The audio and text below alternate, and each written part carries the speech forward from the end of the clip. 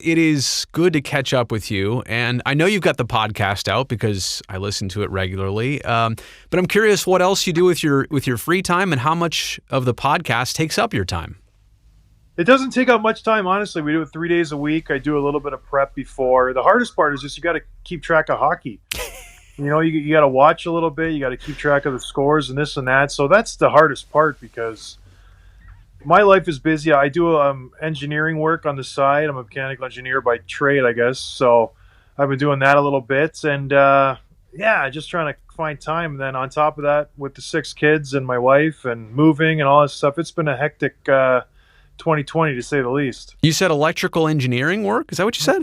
Mechanical. Oh, mechanical engineering. I'm sorry. So what does that entail? It's just what I do is called HVAC stuff, heating, ventilation, air conditioning.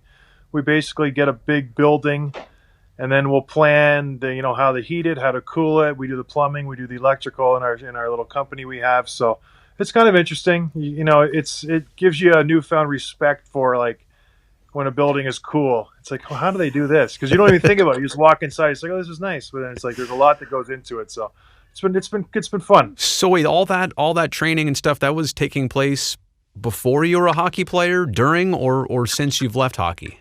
I finished my degree while I was with the Minnesota Wild. So most of it was before at Michigan Tech, and then I finished it up in the summers once I turned pro. That's awesome. Never knew that, and that's great that you're onto something else. But when you do the podcast, one of the things that stands out to me is just your honesty. You don't really have much of a filter. Doesn't seem like it. I'm just curious, how you balance pulling the curtain back, yet maybe not sharing entirely everything. How have you decided to go about that? I think if anyone who's met me, they know I'm pretty brutally honest. Like I'll kind of shoot it from the hip. I'm not going to hold my punches back, and I think that's why people enjoy me. I think that's why I got along so well with guys, because they knew I was shooting them straight. I wasn't just kind of blowing smoke up their behind, and I've got that reputation of just kind of an honest guy. And good or bad, that's what you kind of get. And I don't know. It's worked out well. The podcast, I think people gravitate to it because I'm not going to like favor my friends.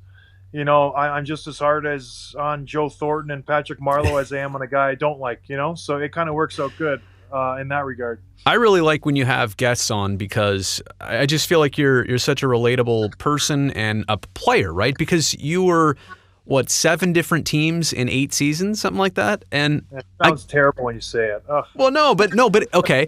But on the flip side, so cultured, you had met so many players, you had come across so many different players. What I'm here to say is that a guy like yourself might be inherently way more interesting than even a superstar, but who only spent all his years with one team and doesn't really know anything else.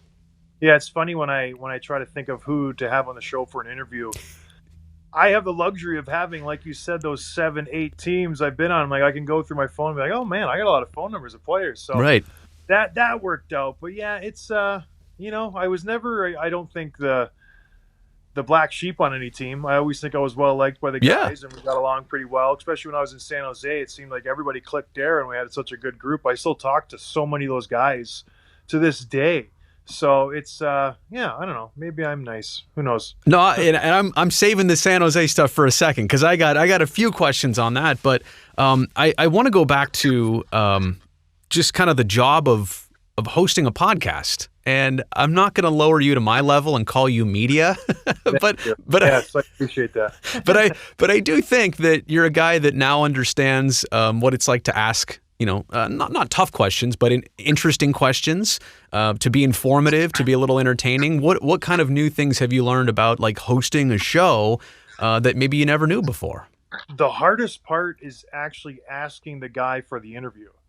Because it took me a solid 6 months to a year to ask anybody, like, hey, can you please come on my show?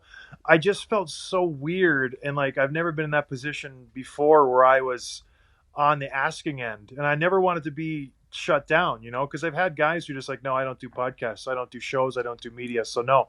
And it hurts. It hurts my feelings a little bit. But other than that, yeah, I don't feel any issue with asking guys the hard questions. I've asked guys like, why are you in a slump? What's going on? Is this your last year? Are you going to retire? I don't know, the game's passed you by. Like, I don't know. I just think being honest is because they're thinking it. They obviously know it. And I don't know, what's the issue there?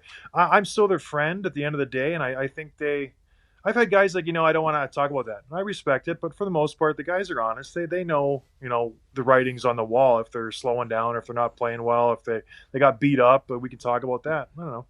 Well, I think it makes it a good interview. And I think whether it's a controversial topic or not, I think what always resonates to the guest, right, is if there's a reason behind your question or they kind of see why you're poking at this or what you're going after. You're genuinely interested in it. And I will also say, too, that you asking another player questions, I mean, they have to understand it's coming from a place of experience like you have in this league, right? So you kind of have a leg up in that area. Well, yeah, and they know that I've been there before, especially you guys who are going through some offensive struggles. I'm like, trust me, I've been there my whole life. We're fighters. I've been in their shoes. Like, I know the stress that's involved. And just, I've been around the game for a decade, so I know what they're going through. So that helps. That helps a lot. Whereas if you were asking a question to a player, they're like, just beat it, media guy, you don't know what it's like, and they just kind of brush you off. So I think I have that leg up on the normal media.